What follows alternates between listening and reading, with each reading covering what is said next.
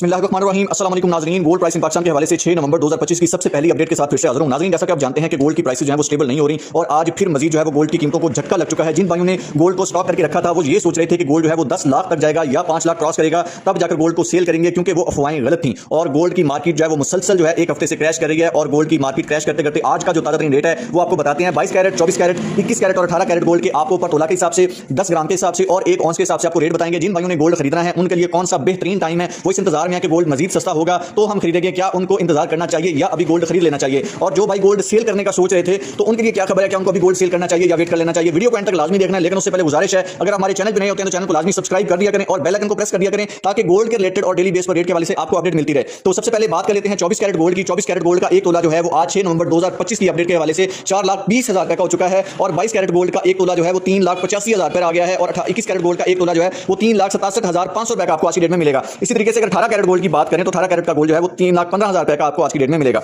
इसी तरीके से अगर बात करें 10 ग्राम गोल्ड की तो 24 कैरेट का गोल्ड जो 10 ग्राम है वो 3,60,090 रुपए का है और 22 कैरेट में 10 ग्राम गोल्ड जो है वो 3,30,082 रुपए का आपको आज की डेट में मिलेगा। 21 कैरेट का गोल्ड 3,15,078 रुपए का और 18 कैरेट का गोल्ड जो है वो 2,70,067 रुपए का आपको आज की डेट में मिलेगा।